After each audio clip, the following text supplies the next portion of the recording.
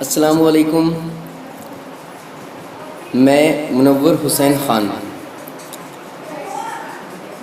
رمضان المبارک سبھی کو۔ ابھی کچھ دیر پہلے ہی رمضان کا چاند دیکھا گیا اور ابھی سے رمضان شریف کا مبارک مہینہ شروع ہو چکا ہے۔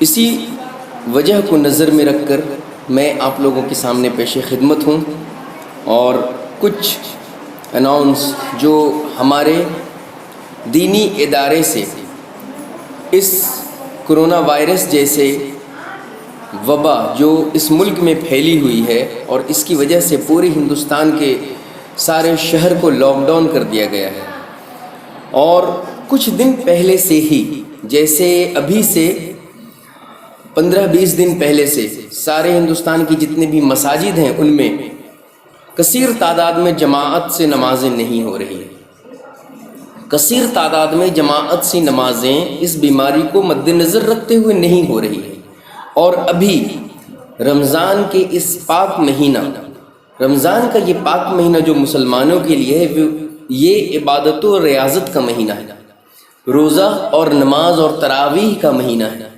ذکر و اذکار کا مہینہ ہے۔ تو اس مہینے میں خاص جو نمازیں سنت موقدہ تراویح کی شکل میں ہم مسجدوں میں ادا کرتے ہیں، اور کم سے کم ایک قرآن شریف مکمل تراویح کی حالت میں ہم سنتے ہیں، اور اس کو کمپلیٹ کرنے کے بعد گھر میں ہم پھر مسجد میں سورہ تراویح پڑھتے ہیں۔ تو یہ تراویح کی نماز کس طرح سے ادا کی جائے گی، اس کے بارے میں ہمارے علماء کرام کا کیا کہنا ہے۔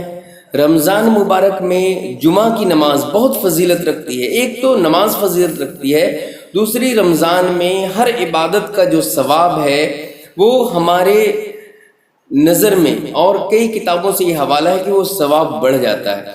تو رمضان میں گھر میں اکیلے عبادت کرتے ہیں اور مسجد میں جماعت کے ساتھ عبادت کرتے ہیں، تو دونوں عبادتوں میں یہ ڈفرینسز آ جاتی ہے کہ جماعت کی عبادت کی ثواب الگ سے بڑھتی ہے، اور پھر رمضان کی وجہ سے جو ثواب ہمیں زیادہ ہو کر ملتی ہے، تو اس ثواب سے ہم محروم رہیں گے یا نہ رہیں گے۔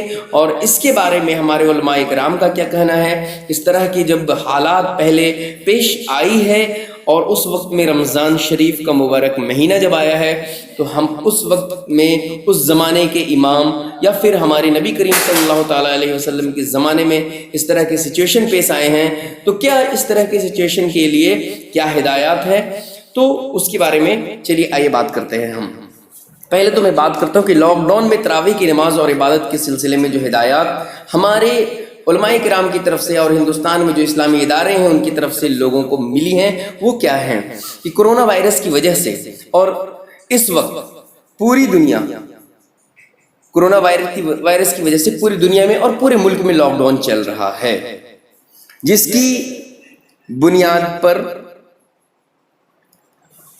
ہندوستان میں بھی لاک ڈاؤن چل رہا ہے پوری دنیا کی وجہ سے، اور یہ بیماری کی وجہ سے پوری دنیا میں لاک ڈاؤن چل رہا ہے۔ تو ہمارا ملک اس سے خالی نہیں، ہمارا ملک دنیا کا ہی ایک حصہ ہے، اور یہاں پہ بھی لاک ڈاؤن چل رہا ہے۔ تو کرونا وائرس سے لاک ڈاؤن چل رہا ہے۔ پہلی بات تو یہ لاک ڈاؤن کی وجہ سے اس وقت پوری دنیا میں جس پابندی کے ساتھ میں لاک ڈاؤن چلایا جا رہا ہے، تو وہ پابندی کا ایک حصہ ہمارا ملک بھی ہے، اور اس پابندی میں نماز کے اوپر جیسے ہے کہ ہمارے یہاں پہ نمازیں جو ادا کی جاتی ہیں مسجد میں، تو وہ کچھ لوگ جو چند افراد ہیں، مسجد کمیٹی کے کچھ لوگ ہیں، وہ لوگ نماز پڑھ رہے ہیں با جماعت، پہلے سے کثیر تعداد میں وہ نمازیں نہیں ہو رہی، کیونکہ اس میں سماجی دوری جو سوشل ڈسٹینس کی بات کی گئی ہے وہ مینٹین نہیں ہو پا رہی ہے۔ تو سوشل ڈسٹینس مینٹین کرنا بھی ہمارا فرض ہے، کیونکہ اس وبا سے لڑنے کے لیے ہم قدم سے قدم ملا کر آگے بڑھ رہے ہیں، اور یہاں تک کہ ہمارے کئی علماء کرام نے حدیثوں کے حوالہ سے، اور اس طرح کی وبا جب دنیا میں آئی تو کس طرح سے قرآن اور حدیث اور ہمارے نبی کریم صلی اللہ تعالیٰ علیہ وسلم کا طریقہ اس وبا سے لڑنے میں کام آئی، اس میں سوشل ڈسٹینسنگ کی بھی بات ہے، جو سوشل ڈسٹینسنگ ابھی ہم سب فالو کر رہے ہیں۔ ایک چیز، دوسری چیز کہ مدت، ابھی جو مدت شروع ہوئی پھر سے سیکنڈ فیز میں جو ہندوستان میں لاک ڈاؤن ہوا، تو یہ 3 مئی تک لاک ڈاؤن رہے گا۔ 3 مئی تک لاک ڈاؤن رہنے کی وجہ سے رمضان مبارک کا پہلا عشرہ وہ لاک ڈاؤن کی زد میں ہے۔ رمضان مبارک کا پہلا عشرہ لاک ڈاؤن کی زد میں ہے۔ رمضان کا مہینہ اللہ کی خاص فضیلت، عنایات اور عبادت کا مہینہ ہے۔ عنایات اس میں اللہ کی طرف سے ہوتی ہے اور بندے، اس کثیر تعداد میں بندے اس میں عبادت کرتے ہیں اور عبادت پہ زور دیتے ہیں، مکمل طریقے سے عبادت میں لگے رہتے ہیں۔ اہل ایمان اس مہینے میں روزہ، تراویح، نماز، تلاوت، ذکر، زکوٰۃ، صدقات اور دیگر عبادت، اس سے اپنے آپ کو خیرات، صدقہ، ذکر، عبادات سے اپنی آخرت سنوارنے اور اپنے روحانیت کو مضبوط کرنے کے لیے یہ عبادت کرتے ہیں۔ تراویح سنت موقدہ ہے، تراویح سنت موقدہ ہے اور تراویح کے اندر ایک قرآن پاک کمپلیٹ سننا یہ سنت ہے۔ سنت موقدہ وہ سنت کو کہا جاتا ہے جس کو کرنا ہمارے اوپر ضروری ہوتا ہے۔ جس طرح سے رمضان میں روزہ فرض ہے، اس کی بعد سنت موقدہ کا مقام ہے کہ رمضان میں روزہ کے بعد ہم تراویح کو پڑھیں، یہ سنت موقدہ ہے۔ 20 رکعت تراویح سنت موقدہ ہے۔ مسجد میں جا کر جماعت کے ساتھ عشاء کی نماز کے بعد یہ تراویح پڑھی جاتی تھی، لیکن لاک ڈاؤن کی وجہ سے جب تک لاک ڈاؤن رہے گا ہم لاک ڈاؤن کو فالو کرتے ہوئے تراویح کو ہم اپنے اپنے گھروں میں پڑھیں گے اور تراویح کی ادائیگی گھروں میں کی جائے گی۔ جب لاک ڈاؤن ہٹ جاتا ہے اور ایک ہمارے علماء کرام اور ادارہ اس چیز کے لیے اپنا رسالہ نثر کرتے ہیں، اپنے لیٹر ہیڈ پہ یہ ایک حکم جاری کرتے ہیں، تو اس کو ہم لوگ فالو کرتے ہوئے اس کے بعد سے مسجد میں تراویح کی ادائیگی کریں گے۔ اگر اس طرح کی روک ہمارے اداروں سے اور یہاں کی گورنمنٹ کی طرف سے رہے گی تو گھروں میں ہی ہم گھروں کے اندر ہم سب جس طرح سے نماز گھروں کے اندر پڑھ رہے ہیں اور دیگر عبادت گھروں کے اندر کر رہے ہیں، اسی طرح سے تراویح بھی 20 رکعت سورہ تراویح جس کو کہتے ہیں وہ گھروں کے اندر کی جائے گی، کیونکہ تراویح سنت موقدہ ہے اور تراویح کے اندر ایک مکمل قرآن شریف سنت ہے۔ جس کے گھر کے اندر حفاظ ہیں، حافظ کرام ہیں، وہ گھر کے اندر تراویح کمپلیٹ پڑھ سکتے ہیں، اگر نہیں ہے تو بالکل وہ سورہ تراویح پڑھیں۔ اور اس چیز رمضان اللہ کی عبادت کا مہینہ، تو اللہ سے خصوصی طور پہ اس وبا سے بچنے کے لیے ہم دعا کریں۔ تو یہ تو پہلی بات ہو گئی۔ دوسری چیز ہے رمضان میں روزہ۔ رمضان میں روزہ فرض ہے، روزہ رکھنا رمضان میں فرض ہے۔ تو کس پر فرض ہے، کیوں فرض ہے، میں اس کے بارے میں آپ کو بتاتا چلوں۔ اے ایمان والو، تم پر روزہ فرض کیا گیا جیسا ان پر فرض تھا جو تم سے پہلے جو لوگ تھے اس دنیا میں، اور جو امت تھی ان پر روزہ فرض تھا، اسی طرح سے تم پر یہ روزہ فرض کیا گیا تاکہ تم گناہوں سے بچو، پھر تم میں جو بیمار ہوں یا سفر میں ہوں وہ اور دنوں میں گنتی پوری کرے۔ جیسے سفر کے ڈیوریشن میں رمضان میں 10 دن میں سفر میں رہا، تو سفر میں ہمارا روزہ اگر نہیں ہو پا رہا ہے یا سفر میں ہم روزہ سفر کی وجہ سے ہم نہیں رکھ پا رہے ہیں، تو 10 روز چھوڑ کر 20 روز کی رکھیں گے، اور وہ 10 روز جو میرا روزہ چھوٹا ہے اس کو رمضان کے بعد اس روزے کو پوری کریں گے۔ تو یہی کہا گیا سفر کے بعد گنتی پوری کریں، بیمار یا سفر ختم ہونے کے بعد روزہ رکھیں، اس کا مطلب یہ ہے۔ اور جو طاقت نہیں رکھتے، بوڑھا آدمی یا ایسا بیمار جس کی تندرست ہونے کی کوئی امید نہ ہو، وہ فدیہ دیں۔ فدیہ کسے کہتے ہیں؟ فدیہ کہتے ہیں ایک روزہ کے بدلے ایک غریب مسکین کو کھانا، اس کو فدیہ کہا جاتا ہے، وہ فدیہ دیں۔ پھر جو فدیہ دیں اور زیادہ بھلائی کریں، اس کے لیے بہتر ہے۔ جو لوگ فدیہ دیں گے اور زیادہ سے زیادہ بھلائی کریں گے اس کے لیے بہتر ہے، بھلائی آپ کے لیے بہتر عمل ہے۔ اور فدیہ روزہ کے بدلہ میں ان لوگوں کے لیے جو بیمار اس طرح سے ہیں جن کی طاقت آنے کی کوئی امید نہیں ہے یا جو بوڑھے ہیں، اس کے لیے بہتر ہے۔ اور روزہ رکھنا تمہارے لیے بہتر ہے اگر تم جانتے ہو، اگر آپ جانتے ہیں اس روزے کی فضیلت کو اور اللہ کے حکم مان رہے ہیں اور اللہ کے حکم کو اپنے اوپر عائد کر رہے ہیں، آپ کے لیے روزہ رکھنا بہتر ہے اگر آپ ان باتوں کو جانتے ہیں۔ یہ قرآن شریف دوسری پارہ سیقول سورہ بقرہ 187 آیت نمبر، اس کا یہ ترجمہ تھا۔ جو اور کچھ تشریح جو میں نے آپ کو ڈیٹیل کر کے بتائی روزے کی فضیلت سے، یہ قرآن کے حکم ہیں۔ اور اس کے بعد میں بتاتا ہوں روزہ آپ کی کیا بھلائی کرے گا آخرت میں۔ قرآن مجید اللہ رب العزت کا کلام ہے، اس کا پڑھنا سنت ہے، اس کا پڑھنا سننا سنانا سب ثواب کا کام ہے۔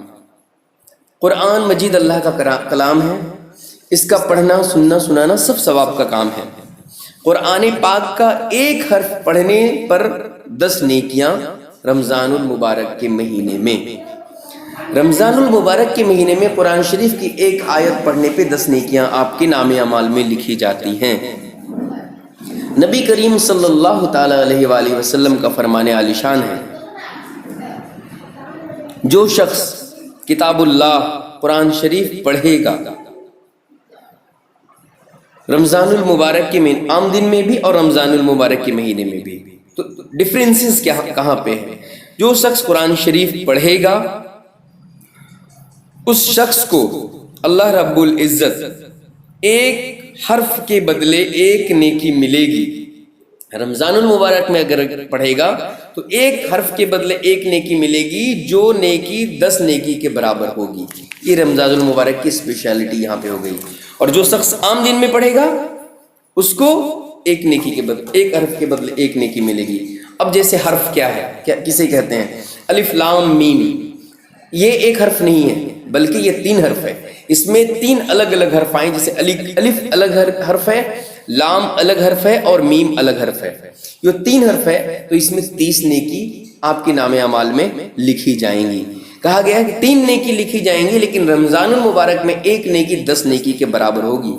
اب اس کا حوالہ میں پیش کر دوں، سنن ترمذی شریف حدیث صحیح میں سے ایک حدیث ہے، ترمذی جلد نمبر 4 پیج نمبر 418۔ نبی کریم صلی اللہ تعالی علیہ وسلم کا فرمان عالی شان ہے، تم میں بہترین شخص وہ ہے جس نے قرآن سیکھا اور دوسروں کو سکھایا۔ قرآن کی تلاوت سے ریلیٹڈ رمضان میں جیسے روزہ رکھتے ہیں، تراویح کی میں نے بات کر دی، اور قرآن شریف کی تلاوت کی میں رمضان میں بات کر رہا ہوں کہ رمضان میں قرآن شریف کی تلاوت۔ پہلے میں نے بولا کہ رمضان میں ذکر کیا جاتا ہے، رمضان میں تلاوت قرآن پڑھا جاتا ہے، کیا جاتا ہے۔ رمضان میں روزہ رکھنا ہمارے اوپر فرض ہے، رمضان میں تراویح سنت موقدہ ہے، رمضان میں ایک فرض اور لوگ ادائیگی رمضان میں اس فرض کی کرتے ہیں جس فرض کا نام زکوٰۃ ہے۔ اور قرآن شریف میں جہاں جہاں پہ نماز کی تاکید کی گئی ہے وہاں پہ اللہ رب العزت نے زکوٰۃ کے بارے میں بھی فرمایا ہے، جس طرح سے اقیم الصلاۃ وآتوا الزکوٰۃ، نماز پڑھو، نماز قائم کرو اور زکوٰۃ دو۔ تو قرآن میں جتنی جگہ پہ نماز کے لیے تاکید کی گئی، تنبیہ کی گئی ہے، اتنی ہی جگہ پہ زکوٰۃ کے لیے بھی اللہ رب العزت نے اپنے بندوں کے اوپر تنبیہ کیا۔ اور ہمارے نبی کریم صلی اللہ تعالی علیہ وسلم نے زکوٰۃ کے بارے میں لوگوں کو تاکید کی ہے کہ زکوٰۃ ہر ایک انسان، مالدار انسان جو ہے، ان کی جو خرچ کرنے کے بعد جتنا بھی مال وہ بچا لیتے ہیں اس سال میں، اس کا 2.5% زکوٰۃ نکالنا ان کے اوپر فرض ہے۔ تو زکوٰۃ بھی رمضان میں اس کے اہتمام کی جاتی ہے۔ اس کے بعد صدقات ہے، ذکر و اذکار ہے اور دیگر چیزیں ہیں، تو میں اس کے بارے میں ایک ایک کر کے آؤں گا۔ ابھی میں تلاوت قرآن شریف کے بارے میں بتا رہا ہوں کہ رمضان میں تلاوت قرآن پڑھنا اور تلاوت قرآن شریف کی تلاوت کے لیے کس طرح سے حکم ہے کہ اللہ رب العزت نے اپنے نبی صلی اللہ علیہ وسلم کے ذریعے ہم تک یہ پیغام پہنچایا۔ ہمارے نبی کریم صلی اللہ تعالی علیہ وسلم فرماتے ہیں کہ تم میں بہترین شخص وہ ہے جو قرآن سیکھے اور دوسروں کو سکھائے۔ یہ کتاب صحیح بخاری کتاب ہمارے سامنے موجود ہے۔ صحیح بخاری سے یہ حدیث میں کوٹ کر رہا ہوں، جلد نمبر 3 پیج نمبر 410۔ کتاب صحیح بخاری حدیث جلد نمبر 3 اس کی اور پیج نمبر یعنی حدیث نمبر 410 میں یہ کوٹ کیا ہوا ہے۔ آپ اس کو سرچ کر سکتے ہیں، آپ اس کو دیکھ سکتے ہیں۔ روزہ اور تلاوت کی کیا کمبینیشن ہے رمضان المبارک کے اندر؟ ایک بار میں آپ کے نظر کے سامنے اس کو بھی رکھتا چلوں کہ روزہ اور تلاوت یہ ہماری شفاعت کرے گی۔ رمضان المبارک میں جو ہم روزہ رکھتے ہیں اور قرآن شریف کی تلاوت جو ہم کرتے ہیں، یہ ہمارے لیے شفاعت کرے گی۔ روزہ کہے گا اے میرے رب میں نے اسے کھانے سے اور خواہشاتوں سے دن میں اسے روکے رکھا، میری شفاعت اس کے حق میں قبول فرمائے۔ روزہ اللہ رب العزت سے روز محشر کے دن یہ التجا کرے گا کہ اے میرے رب تیرے اس بندے کو جس نے روزہ رکھا میں نے کھانے سے اور خواہشوں سے روکے رکھا، جس کی وجہ سے تو میری شفاعت اس کے حق میں قبول فرما لے۔ روکے رکھا دن میں، مینشن ہے کہ روزہ دن میں رکھا جاتا ہے۔ قرآن مبارک، قرآن کریم جو کتاب اللہ ہے، اللہ رب العزت کی طرف سے ہمارے لیے ہدایت کی کتاب، آسمان سے زمین پر نازل کی گئی، اور جو ہمارے لیے ہدایت کی کتاب ہے، اور جس کتاب میں دین میں جو اسلام کے لیے سب سے بڑی، اسلام کو سمجھنے کے لیے، دین کو سمجھنے کے لیے اور اللہ کی باتیں آپ تک پہنچانے کے لیے سب سے بڑی کتاب ہے، جس میں کوئی شک و صبح نہیں ہے، وہ کتاب قرآن کریم ہے۔ اور اس کی تلاوت جو کرنے والا رمضان مبارک کے اندر رہے گا، وہ قرآن شریف روز محشر کے دن آپ کی شفاعت اللہ رب العزت کے سامنے اس طرح سے کرے گا کہ قرآن کہے گا اے رب میں نے اسے رات میں سونے سے باز رکھا، میری شفاعت اس کے حق میں قبول فرما۔ دونوں کی شفاعت قبول ہوگی۔ ہمارے نبی کریم صلی اللہ تعالی علیہ وسلم نے فرمایا ہے، اور یہ مسند امام احمد بن حنبل، کتاب امام احمد بن حنبل کی مسند ہے، حدیث کی کتاب ہے، اور معتبر حدیث، صحیح حدیثوں میں سے ایک ہے۔ تو اس کتاب میں جلد نمبر 2، چیپٹر نمبر 2 اور صفحہ نمبر 586، یعنی پیج نمبر، صفحہ نمبر 586 میں یہ باتیں لکھی گئی ہیں۔ تو یہ قرآن اور حدیث میں جو باتیں رمضان المبارک سے ریلیٹڈ آ چکی ہے وہ آپ کے سامنے میں نے رکھی۔ ابھی کچھ چیزیں میں آپ کے سامنے بیان کر دوں جو میں اسپیڈ میں بھی تھوڑا سا میں نے کچھ نوٹ کر کے رکھا تھا، قرآن اور حدیث سے اس کا حوالہ ہے۔ جیسے قرآن شریف میں یہ ہے کہ ایمان والو تم پر روزہ فرض کیا گیا جیسا ان پہ فرض ہوا تھا جو تم سے پہلے اس دنیا میں آ چکے ہیں، جو تم سے پہلے ہوئے، تاکہ تم گناہوں سے بچو۔ یہ قرآن شریف میں ہے۔ پھر کن کن کے لیے چھوٹ ہے؟ بیمار کے لیے اور جو سفر میں ان کے لیے چھوٹ ہے، اور روزہ میں ان کے لیے چھوٹ ہے جو بوڑھا آدمی ہے، اور اس کے بعد جو ویسا بیمار ہے جس کی تندرست ہونے کی کوئی امید نہیں ہے۔ تو جو سفر میں ہے وہ بعد میں گنتی کے ساتھ روزہ کو پورا کریں گے، اور جن کی تندرست ہونے کی امید نہیں ہے، جو بیمار ہیں اور جو بوڑھے آدمی ہیں، وہ فدیہ دیں گے۔ فدیہ کا مطلب ایک مسکین کو کھانا ایک روزے کے بدلے میں۔ قرآن کریم پارہ نمبر 2 سورہ بقرہ، اس میں مینشن ہے۔ یہ روزے کی فضیلت میں کثرت سے حدیثیں آئی ہیں، اور بہت ساری حدیثیں روزے کی فضیلت میں ہیں، جس میں کچھ حدیثیں میں نے آپ کو بیان کر دی۔ اور میں آپ کو بتاتا چلوں کہ یہ رمضان المبارک کا جو مہینہ ہے، اس کی مہینے سے ریلیٹڈ حضرت ابن وقاص رضی اللہ تعالی عنہ سے روایت ہے کہ جب رمضان کا مہینہ آتا تو نبی کریم صلی اللہ تعالی علیہ وسلم تمام قیدیوں کے لیے کو رہا کر دیتے تھے، اور ہر مانگنے والے کو عطا فرماتے تھے۔ سوچئے کتنا مبارک مہینہ اور کتنا رحمت والا مہینہ ہے، جس رحمت کا ایک نمونہ، ایک ایگزامپل ہمارے پیارے آقا کریم آقا، ہمارے رحیم آقا، سرور کائنات، فخر موجودات احمد مصطفیٰ محمد مصطفیٰ صلی اللہ تعالی علیہ وسلم نے ایک ایسا عمل کر کے تمام امتوں کو بتایا کہ بے شک یہ رحمت کا مہینہ ہے، کہ میرے آقا نے اس مہینے میں تمام قیدیوں کو رہا فرمایا جو قیدی تھے، اور جتنے بھی مانگنے والے تھے سبھی کو وہ عطا فرماتے تھے۔ شعب الایمان کتاب کا نام ہے، باب فی الصیام فضائل شہر رمضان، جلد 3 پیج نمبر 311 اور حدیث نمبر 3629۔ یہ اس سے حوالہ میں آپ کو دے رہا ہوں۔ اس کے بعد تلاوت قرآن کی فضیلت میں نے آپ کو بتا دی، روزہ اور قرآن بندے کی شفاعت کرے گا یہ میں نے آپ کو بتا دیا۔ روزے کی تعریف، روزہ کسے کہتے ہیں، تھوڑا سا اس کو سنتے چلے تاکہ بہت ضروری ہے یہ چیزیں۔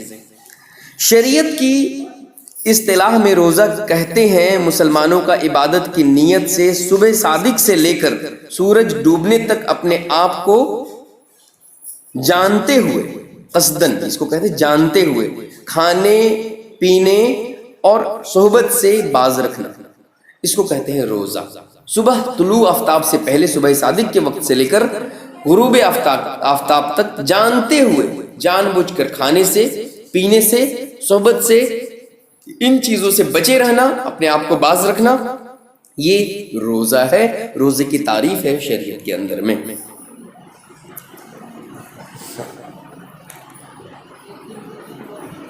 مسئلہ روزے کا 3 درجے کا روزہ ہے۔ عام لوگوں کا روزہ یہی ہے کہ پیٹ اور شرمگاہ، کھانے پینے اور جمع سے روکنا۔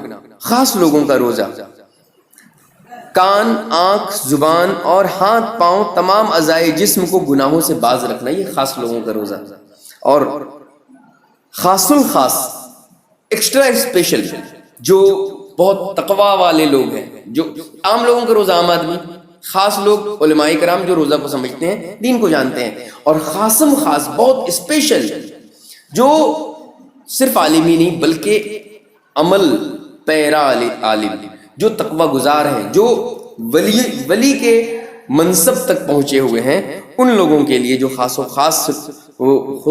الخاص وہ لوگ ہیں، ان کا روزہ کیا ہے کہ اللہ کے سوا اپنے کو سب سے جدا کر دینا اور اپنی تمام توجہ کو صرف اللہ کی طرف لگا دینا، یہ خاص لوگوں کا روزہ ہے۔ تو یہ 3 طرح کی روزے کی کیٹیگری کو 3 درجے کیے گئے ہیں اس میں۔ یہ بہار شریعت حصہ 5 جلد نمبر 966 کتاب کا نام ہے، اس سے میں نے یہ اس کو کوٹ کیا ہے۔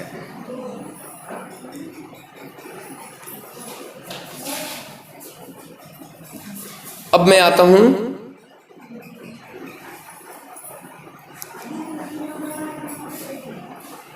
لاک ڈاؤن کے بارے میں، آپ سے میں بات کرتا ہوں کہ ابھی لاک ڈاؤن کا جو سچویشن چل رہا ہے، اس کے بارے میں۔ عنقریب ماہ رمضان مبارک تشریف فرما ہے، ابھی سے رمضان المبارک شروع ہو چکی ہے، اور لاک ڈاؤن کی چلتے اس بار مسجدوں میں تراویح بھی ادا نہیں کی جا سکے گی۔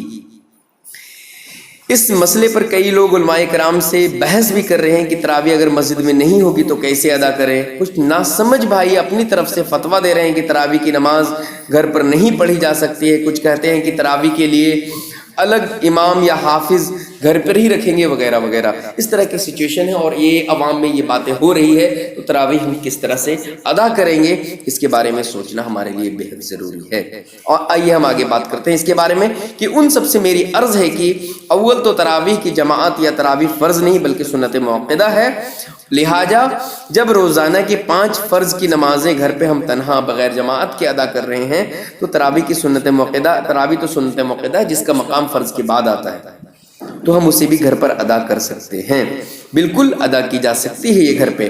اپنے ذہن میں آئے سوالوں اور مفتیان کرام سے رابطہ کریں، صرف اپنے من گڑھت مسائل پر نہ اڑ جائیں، اور نہ ہی تراویح کے لیے گھر پر امام یا حافظ رکھیں، کیونکہ جس وجہ سے مسجدوں میں جانے کی مناہی ہندوستانی سرکار نے کی ہے، وہی کام اپنے گھر میں کر کے ملک کے قانون کی خلاف ورزی نہ کریں۔ اگر مسجدوں میں 25 آدمی 30 آدمی کی بھیڑ ہم نہیں لگا سکتے ہیں، تو 50 آدمی کی بھیڑ اگر گھر میں لگا رہے ہیں تو وہی تو کام گھر میں بیٹھ کے کر رہے ہیں۔ تو جس وجہ سے ہم نے مسجدوں کی جماعت کو ترک کیا ہے اور گھر میں انڈیویجول لیول پہ فرض کی نماز کی ادائیگی کر رہے ہیں، تو تراویح کا مقام فرض نماز کے بعد آتا ہے، فرض کے بعد ہی سنت موقدہ ہے، فرض کے بعد ہی نفل ہے، فرض کے بعد ہی بعض واجبات ہیں۔ تو ہم جب فرض نماز کی ادائیگی اپنے گھر پہ کر رہے ہیں تو سنت موقدہ کی بھی ادائیگی ہم گھر پہ کر سکتے ہیں۔ اگر اپنے سے کوئی اس میں مسئلہ نہ بنا لیں، مفتیان کرام سے رابطہ کریں، اور ہندوستان کی آئین نے اور بڑے ہمارے جتنے بھی ادارے ہیں جہاں سے جو فتویٰ آیا ہے، تو اس کو ہم مانتے ہوئے گھر پر بھی انڈیویجول لیول میں ہم تراویح کی ادائیگی کریں، جسے سورہ تراویح کہتے ہیں۔ اگر گھر میں کوئی فرد، جیسے 4 بھائی ہیں، سماجی جو دوری ہے، سوشل ڈسٹینس، اس کو مینٹین کرتے ہوئے ہم گھر میں نماز پڑھ رہے ہیں، جس میں 1 میٹر کی دوری یا پھر 6 فٹ کی دوری بتائی گئی ہے، اس کو مینٹین کرتے ہوئے ہم گھر میں نماز اگر پڑھ رہے ہیں، ہمارا 4 بھائی اس میں سے ایک حافظ ہے، بے شک وہ گھر میں تراویح اس طرح سے ہم پڑھ سکتے ہیں، لیکن تراویح پورے مہینے پڑھی جاتی ہے، پوری رمضان یہ تراویح پڑھی جاتی ہے، 1 تاریخ سے لے کر جب تک چاند نہ دکھ جائے عید کا، تب تک یہ تراویح پڑھی جاتی ہے۔ تو اس میں ایسے بھی ہم سورہ تراویح پڑھتے ہیں ایک قرآن کو مکمل کرنے کے بعد۔ تراویح کے اندر ایک قرآن سننا سنت ہے اور تراویح پڑھنا سنت موقدہ ہے، ہمارے لیے سنت موقدہ کو ادا کرنا زیادہ ضروری ہے، تو اسی لیے ہم تراویح سورہ فیل سے لے کے سورہ ناس تک 10 رکعت، پھر سورہ فیل سے لے کر سورہ ناس تک 10 رکعت، اس طرح سے کر کے ہم سنت موقدہ تراویح گھر میں خود سے بعد نماز عشاء پڑھ سکتے ہیں۔ ایک چیز میں بتاتا چلوں کہ آپ لوگ جو سن رہے ہیں اور جو گھر پہ تراویح نہ پڑھے، ہمیشہ امام صاحب کے پیچھے پڑھے ہیں، وہ کیسے کریں گے؟ جس طرح سے عشاء کی نماز 17 رکعت جو کمپلیٹ پڑھتے ہیں، میں ان کے لیے بتاتا چلوں کہ پہلے عشاء کی نماز 4 سنت، اس کے بعد 4 فرض، 4 فرض کے بعد پھر 2 رکعت سنت، 4 رکعت سنت، 4 رکعت فرض، 2 رکعت سنت۔ عشاء کے نماز کے پہلے والی، فرض کے پہلے والی جو 4 رکعت سنت ہے، وہ سنت غیر موقدہ ہے، اور عشاء کی فرض نماز کے بعد والی 2 رکعت جو سنت ہے وہ سنت موقدہ ہے، جس کو پڑھنا ضروری ہے۔ یہ پڑھ لیں، یہ پڑھنے کے بعد آپ تراویح کے لیے کھڑے ہو جائیں، 2 رکعت کر کے 20 رکعت پورا کریں۔ 20 رکعت نماز پورا کرنے کے بعد تب آپ 3 رکعت وتر ہے اور اس کے بعد 2 رکعت نفل ہے، اس کے بعد یہ پڑھیں 4 سنت، 4 فرض، 2 سنت، اس کے بعد 2 نفل پڑھنا چاہیں تو پڑھ سکتے ہیں، کیونکہ 17 رکعت میں 2 رکعت نفل بھی ہے۔ اگر نفل نہ بھی پڑھنا چاہیں تو نفل کا پڑھنا ثواب ہے، نہ پڑھیں تو کوئی گناہ نہیں۔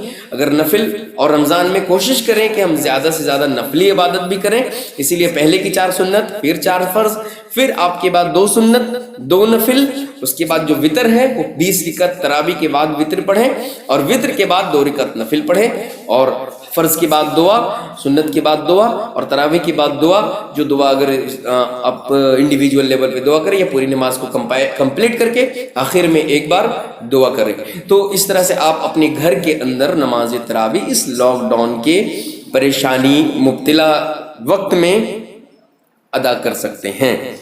تو اس سرکار کی طرف سے فرمان ہے ہمارے لیے، تراویح گھر پہ ہی پڑھی جائے یا جدا جدا 3-4 لوگوں کی جماعت سے امام کا کیسا ہونا چاہیے، اس کے لیے تقریر سن لیں۔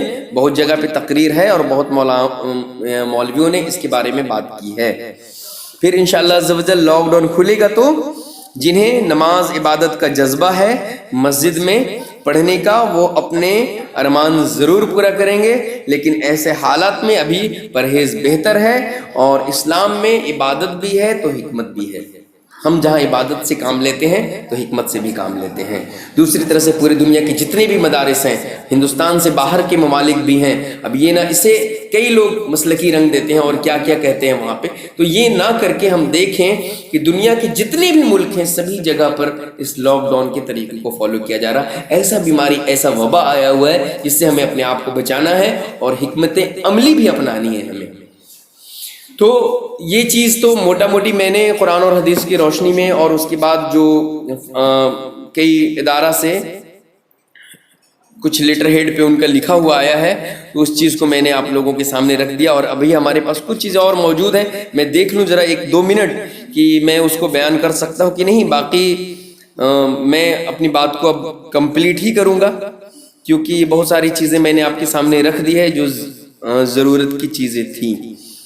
تو لگ بھگ میں نے ان چیزوں کو، جو باتیں جو ہمارے پاس میٹیریل ریڈی ہوئے تھے وہ میں نے آپ کے پاس رکھ دی ہے رمضان سے ریلیٹڈ۔ میں پچھلی بار لاک ڈاؤن میں نماز جمعہ سے ریلیٹڈ کی نماز کس طرح سے جمعہ کی ادا کریں اپنے گھروں میں، کس طرح سے اپنے گھر میں نماز ہم پڑھ سکتے ہیں، اور اس کے بعد دیگر چیزیں میں نے آپ کو بتائی تھی کہ جو ایک طبقے کی طرف اور ایک جماعت کی طرف اسپیشل میڈیا جو ان کو پن آؤٹ کر کے، ان کو پن پوائنٹ بنا کر ان کے اوپر الزام تراشی کر رہی تھی، تو یہ بالکل غلط تھا، اور اس کی افواہوں سے بچنے کی میں نے بات کی تھی۔ تو یہ ساری چیزیں، اور ایک دوسرے کی حفاظت کے لیے بات کی تھی، تو یہ چیز میں نے کہا تھا اس میں، اور یہ پوری ڈیٹیل لگ بھگ میں نے کمپلیٹ کر دی ہے۔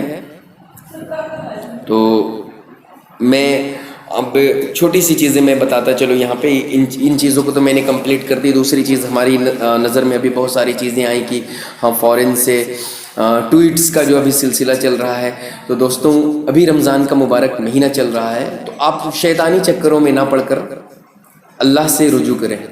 پہلی بات تو یہ حکمت ہے، لیکن رمضان بھی بہت ضروری ہے۔ سال میں ایک بار ہی یہ مہینہ آتا ہے، اور یہ مہینہ بہت ساری فضیلت لے کر آتا ہے۔ 3 اشرا اس میں ہے، رحمت کا، مغفرت کا اور گناہوں سے چھٹکارا۔ تینوں اشرا اللہ رب العزت ہم سبھی کو عمل کرنے کی توفیق عطا فرمائے اس میں، اور زیادہ سے زیادہ عمل کرنے کی توفیق عطا فرمائے۔ رمضان کے آخری عشرے میں شب قدر ایک رات ہے جو ایک رات کی عبادت 1000 سالوں سے زیادہ طاق رات ہے، اس میں ڈھونڈنی پڑتی ہے۔ 21 کی رات، 23 کی رات، 25 کی رات، 27 کی رات اور 29 کی رات، ان 5 راتوں میں ایک لمحہ ایسا ہوتا ہے جو شب قدر کا لمحہ ہے۔ اس لمحے اللہ آپ کی عبادت کو قبول فرماتا ہے، اور 1000 سال عبادت کرنے سے بہتر اس رات میں عبادت کرنے کو مانا گیا ہے۔ تو جس کے بارے میں ہمارے نبی کریم صلی اللہ علیہ وسلم کی بے شمار حدیثیں ہیں شب قدر سے ریلیٹڈ، اور کہا جاتا ہے قرآن پاک، قرآن کریم جو اللہ کی مقدس کتاب ہے، اسی رات میں نازل ہوئی ہے شب قدر میں اس دنیا پر۔ تو شب قدر کی اہمیت اس کو سمجھیں، اور 21، 23، 25، 27، 29 5 رات جاگ کر عبادت کریں۔ اللہ ہمیں شب قدر نصیب فرمائے۔ قرآن میں اس رات کے بارے میں اللہ نے خود ارشاد فرمایا ہے، انا انزلناہ فی لیلۃ القدر وما ادراک ما لیلۃ القدر لیلۃ القدر خیر من الف شہر۔ میں قرآن شریف آپ کے سامنے، یہاں پر ہمارے پاس تفسیر اور ترجمے کی کتاب ہے، اور میں بتا دوں یہاں پہ دیکھیے پیج نمبر 1419، احسن البیان، انا انزلناہ فی لیلۃ القدر وما ادراک ما لیلۃ القدر لیلۃ القدر خیر من الف شہر تنزل الملائکۃ والروح فیہا باذن ربہم من کل امر سلام ہی حتی مطلع الفجر۔ یقیناً ہم نے اس شب قدر میں نازل فرمایا کیا؟ قرآن شریف۔ قرآن شریف کے بارے میں اللہ تعالیٰ نے یہ کتاب جو میری کتاب ہے، اور میں نے تمہاری جانب اس کتاب کو شب قدر میں نازل فرمایا۔ تو کیا سمجھا شب قدر کیا ہے؟ تم کیا جانتے ہو شب قدر کے بارے میں، اور کیا سمجھتے ہو کہ شب قدر کیا ہے؟ شب قدر 1000 مہینوں سے بہتر، اس میں ہر کام کے سر انجام دینے کو اپنے رب کے حکم سے فرشتے اور روح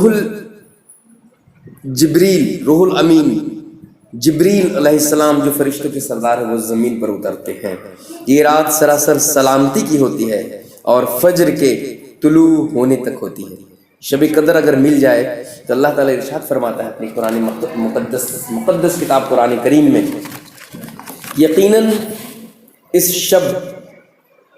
ہم نے اس کتاب کو شب قدر میں نازل فرمایا۔ تو کیا سمجھتا ہے شب قدر کیا ہے؟ شب قدر 1000 مہینوں سے بہتر ہے، اس میں ہر کام کے سر انجام دینے کو اپنے رب کے حکم سے، ہر کام کو انجام دینے کو اپنے رب کے حکم سے فرشتے زمین پر اترتے ہیں، اور ساتھ میں روح الامین جبریل علیہ السلام زمین پر اترتے ہیں۔ یہ رات سراسر سلامتی والی ہے، سراسر سلامتی کی ہوتی ہے، چنانچہ اس رات کو ضائع نہ ہونے دیں اور اس رات کو پانے کی کوشش کریں، اور فجر کے طلوع ہونے تک یہ رات رہتی ہے۔ عشاء کی نماز کے بعد یا مغرب کی نماز کے بعد سے آپ عبادت میں لگ جائیں، اور صبح کے طلوع ہونے تک آپ کوشش کرتے رہیں کہ ہمیں شب قدر مل جائے۔ اللہ آپ کو شب قدر اور ہم میں سب کو شب قدر نصیب فرمائے۔ سورہ کے بارے میں بتا دوں، یہ سورہ نبی کریم صلی اللہ علیہ وسلم جب مکہ شریف میں تھے، ہجرت نہیں فرمایا تو اس وقت یہ سورہ نازل ہوا، اور یہ سورہ مکی ہے، اور مدنی ہونے میں بھی اختلاف ہے۔ کچھ لوگ کہتے ہیں کہ یہ سورہ مدنی ہے، نبی کریم صلی اللہ علیہ وسلم جب مدینہ تشریف فرما ہو گئے تھے تب یہ سورہ آیا تھا۔ یہ سورہ مکی اور مدنی ہونے میں اختلاف ہے۔ اس کی وجہ تسمیہ میں بھی اختلاف ہے، اس کی وجہ سے قدر کے معنی کیے جاتے ہیں، اس لیے اسے لیلۃ الحکم، قدر کا مطلب حکم بھی کہا جاتا ہے۔ قدر کے معنی قدر و منزلت ہے، اسی لیے شب قدر کہتے ہیں۔ اس کے معنی اندازہ اور فیصلہ کرنا بھی ہے، اس میں سال بھر کے لیے فیصلے لیے جاتے ہیں، اس لیے لیلۃ الحکم بھی اسے کہتے ہیں۔ اس کے معنی تنگی کی بھی ہے، اس رات اتنی کثرت سے زمین پر فرشتے اترتے ہیں کہ زمین تنگ ہو جاتی ہے، تنگ مطلب چھوٹی، اس کے معنی یہ بھی ہے۔ اور اس رات کثرت سے فرشتے آسمان سے زمین پر اترتے ہیں۔ شب قدر یعنی تنگی رات، یعنی اس لیے یہ نام رکھا گیا کہ اس رات میں جو عبادت کی جاتی ہے اللہ کے ہاں اس کی بڑی قدر ہے اور اس پر بڑا ثواب ہے، اس کی تعین میں بھی شدید اختلاف ہے۔ فتح القدیر، تاہم احادیث آثار، مطلب دیگر چیزیں ہیں، میں اس کے بارے میں بتاتا چلوں آگے کہ کس طرح سے یہ واضح ہے۔ یہ آیت شہر رمضان الذی انزل فیہ القرآن، یہ سورہ بقرہ کے آیت نمبر 185، شہر رمضان الذی انزل فیہ القرآن، یہ سورہ بقرہ کے آیت نمبر 185 سے واضح ہے۔ اس میں کیا کہا گیا تھا اس آیت میں کہ یہ جو آسمانی دنیا پر ہے ایک ہی مرتبہ اتار دیا گیا اور وہاں سے حسب وقائع یعنی اتارنے کا آغاز ہوا، یا لوح محفوظ سے اسے بیت العزت میں جو آسمانی دنیا پر ہے، آسمان پر ہے، ایک ہی مرتبہ میں اتار دیا گیا اور آسمان سے آغاز ہوا اور زمین پر ایک ایک کر کے اتارا جانے لگا، 23 سال میں پورا ہوا اور لیلۃ القدر رمضان میں ہوتی ہے، جیسا کہ قرآن کی آیت شہر رمضان الذی انزل فیہ القرآن، رمضان کے مہینے میں قرآن شریف اترا اور لیلۃ القدر رمضان میں ہے، اس سے یہ ثابت ہوتا ہے۔ یہ قرآن شریف کی آیت نمبر 185 سے واضح ہے۔ تو رمضان کے بارے میں قرآن شریف میں جو ذکر ہے اور شب قدر جو رمضان میں آتا ہے اس کے بارے میں نے آپ کو بتایا، اور بہت ساری چیز جو رمضان سے ریلیٹڈ ہے، تو لگ بھگ جو ضروریات کی چیزیں تھیں میں نے یہاں پہ رکھی ہیں، واضح کیا آپ لوگوں کے سامنے۔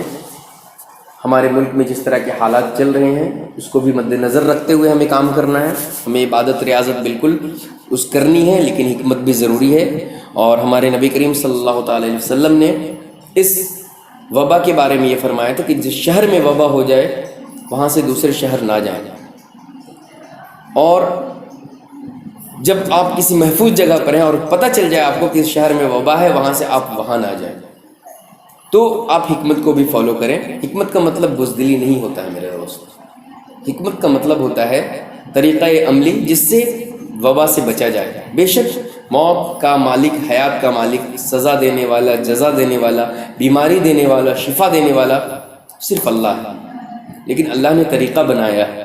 بیماری دینے والا اللہ ہے اور شفا دینے والا اللہ ہے، لیکن اللہ نے طب کو ذریعہ نجات بھی بنایا ہے بیماری سے، اور ڈاکٹر جو طبیب ہوتے ہیں وہ بیماری کا علاج کرنے والے ہوتے ہیں۔ اسی طرح سے حکمت عملی اپنا کر ہم چند طرح کی بیماریوں سے اور بہت ساری چیزوں سے دور ہو سکتے ہیں۔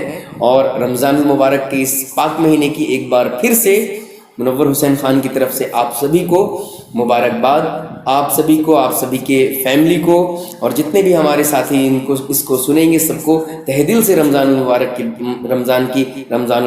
کی مبارکباد میں دیتا ہوں۔ اللہ رب العزت ہم سبھی کو اس مہینے میں زیادہ سے زیادہ عمل کرنے کی توفیق عطا فرمائے، اور ہم بھی آپ کو دعا میں شامل رکھیں گے، آپ بھی ہمیں دعا میں شامل رکھیے۔ وما علینا الا البلاغ المبین۔ السلام علیکم ورحمۃ اللہ وبرکاتہ۔ اللہ حافظ، السلام۔